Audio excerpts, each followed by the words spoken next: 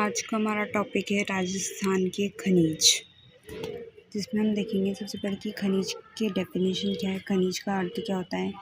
जो भूगर्भ से खनन करने पर यानी खुदाई करके जो निकाले जाने वाले पदार्थ होते हैं वो होते हैं खनिज। यानी भूमि के अंदर से आप खुदाई करके जो भी निकलेगा वो होगा खनिज। और खनन करने की जो विधा है वो दो प्रकार के खनन किए जाते हैं, यानी दो प्रकार से खुदाई करते हैं, विवृत खनन और कुपकी खनन। विवृत खनन मतलब जो कि ऊपरी भाग में होता है, और कुपकी खनन अधिक गहराई में किया जाता है। अब देखिए इनकी डेफिनेशन। विवृत खनन जो कि यह कम गहराई पर खनन किया जाता है। कम गहराई यानी ज़्यादा गहराई में नहीं होगा, आप ऊपरी सतह पर ही खनन करेंगे, जिसे हम धरातलीय खनन कहते हैं। विवृत खनन और धरातलीय खनन एक ही चीज़ होती है। इसके बाद कुपकी खनन, यह अत्यधिक जोखिमपूर्ण खनन है। क्यों? क्योंकि यह अधिक गहराई पर होता है।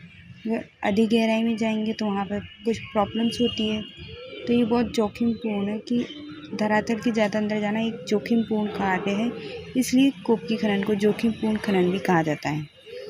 खनिजों की कुछ विशेषताएं होती हैं। असमान वितरित है। खनिज जो है वो असमान वितरित है, कहीं ज़्यादा तो कहीं कम। ये यूँ नहीं है कि 50% यहाँ है तो 50% ही दूसरी जगह होगा, ऐसा नहीं होता। प्रतिलोमी सिद्धांत अर्थात जो ये हमारा कोयला होता है और सोना होता है, तब कोयले का जो मूल्य होता है वो कम होता है, और ये लेकिन ये मिलता अधिक है। सोना ये महंगा होता है, अधिक मूल्य होता है, और मिलता कम है। तो वही बात है, जो कि हमारा कम मूल्यवान खनिज है वो अधिक मूल्यवान खनिज की तुलना में अधिक मिलता है, या यूँ कह सकते हैं कि अधिक मूल्यवान खनिज कम मूल्यवान खनिज की तुलना में कम मिलता है। ठीक, मैंने आपको बताया जैसे कि कोयला और सोना।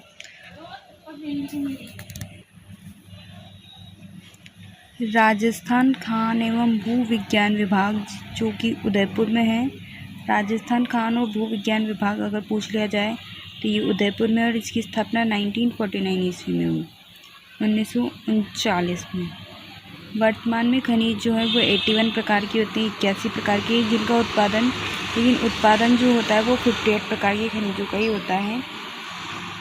इसके बाद देखो, देश में सर्वाधिक खनिज भंडार जो है वो झारखंड के बाद राजस्थान दूसरे स्थान पे आता है, यानी सबसे ज़्यादा तो खनिज मिलेंगे झारखंड में। उसके बाद अगर सेकंड नंबर पर अगर हम बात करें तो वो है राजस्थान, जहाँ पे सबसे अधिक मात्रा में खनिज मिलेंगे। राजस्थान खान एवं खनिज विकास निगम लिमिटेड उदयपुर, जिसकी स्थापना 30 अक्टूबर 1974 को हो जाती है, 1974 में। किसकी स्थापना हो रही है? राजस्थान खान एवं खनिज विकास निगम लिमिटेड, और ऊपर कुछ और ही था, राजस्थान खान एवं भू विज्ञान विभाग, दोनों ही उदयपुर में, पर ध्यान रखना इनकी स्थापना जो है वो अलग अलग है। इसके जो कार्य हैं उनको हम 4 भागों में विभाजित किया जाता है। किसके कार्य? राजस्थान खान एवं खनिज विकास निगम लिमिटेड, इसके कार्यों को 4 भागों में विभाजित किया जाता है। Strategic business and profit centre, जिसमें हम देखेंगे रॉक फॉस्फेट, जिप्सम, लाइमस्टोन और लिग्नाइट। रॉक फॉस्फेट जो कि झामर कोटड़ा उदयपुर में है, ये राजस्थान देश का 90% रॉक फॉस्फेट का उत्पादन करता है।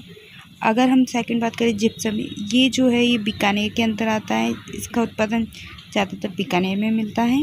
राजस्थान देश का 94% जिप्सम का उत्पादन करता है। ठीक, कितना परसेंट? 94%। और तीसरा है लाइमस्टोन जो कि जोधपुर में है, इसके द्वारा जैसलमेर तथा नागौर में लाइमस्टोन की खोज की गई। लाइमस्टोन की खोज कहाँ हुई? जैसलमेर तथा नागौर में। इसके द्वारा सोनू क्षेत्र है जो कि जैसलमेर में पड़ता है, वहाँ पे लाइमस्टोन की खोज की गई। ठीक, लिग्नाइट ये जयपुर में मिलेगा। गिरल, सोनड़ी, कपोड़ी और जालीपा ये बाड़मेर के 4 स्थान हैं, इनकी खोज, लिग्नाइट की खोज वहाँ इन जगहों पर की गई है। और कासनाव 11 ये नागौर में पड़ता है, यहाँ पर भी लिग्नाइट की खोज की गई। अब इसके बाद हम देखेंगे ये खनिज।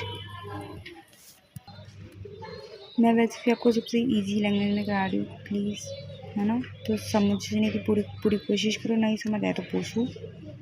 खनिज, इसको हम डिवाइड करते हैं सबसे पहले मैं बात बता देती हूँ, राजस्थान जो है वो देश का 22% खनिज का उत्पादन करता है, ठीक है। धात्विक खनिज का उत्पादन होता है 15%, अधात्विक का होता है 25%, और लघु खनिज जो उत्पादित होते हैं वो होते हैं 30%। सबसे पहले हम खनिजों का वर्गीकरण कर लेते हैं। तो धात्विक खनिज और अधात्विक खनिज 2 प्रकार में हम खनिज को वर्गीकृत करते हैं। धात्विक खनिज, ये जो धात्विक खनिज होते हैं इसमें धातु के अंश पाए जाते हैं और अधात्विक में धातु के अंश नहीं पाए जाते हैं, ठीक। धात्विक खनिज जो होते हैं वो चमकदार होते हैं। इनमें आघात वर्धनीयता का गुण होता है, यानी ये पीटने पर फैल जाते हैं। यदि इनको चोट लगती है तो ये फैल जाएंगे, वैसे के वैसे नहीं रहेंगे। इनमें तन्यता का गुण है, यानी इनकी तार खींची जा सकती है, यानी इनको लंबा करा जा सकता है खींच के। और ये विद्युत के सुचालक है इसमें, यानी विद्युत का प्रवाह आसानी से हो जाता है। जबकि जो अधात्विक खनिज है ये भंगुरता का गुण रखते हैं, यानी पीटने पर फैल जाते हैं, और ये विद्युत के कुचालक होते हैं, यानी इनमें विद्युत आसानी से प्रवाहित नहीं होती है। इसके बाद हम कुछ और देखेंगे। इसके बाद हम देखते हैं धात्विक खनिजों का वर्गीकरण। धात्विक खनिजों में धातु के अंश पाए जाते हैं। इसको हम डिवाइड करेंगे 2 भागों में, लौह धात्विक और अलोह धात्विक। लौह धात्विक खनिज में लोहे की मात्रा पाई जाती है, लोहे के अंश पाए जाते हैं।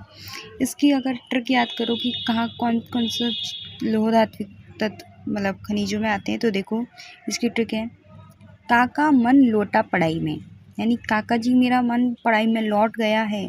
तो का से क्रोमियम, का से कोबाल्ट, न से निकल, लो से लोहा, ट से टाइटेनियम टंगस्टन, और मैं से मैंगनीज। इसके बाद अलोह धात्विक खनिज।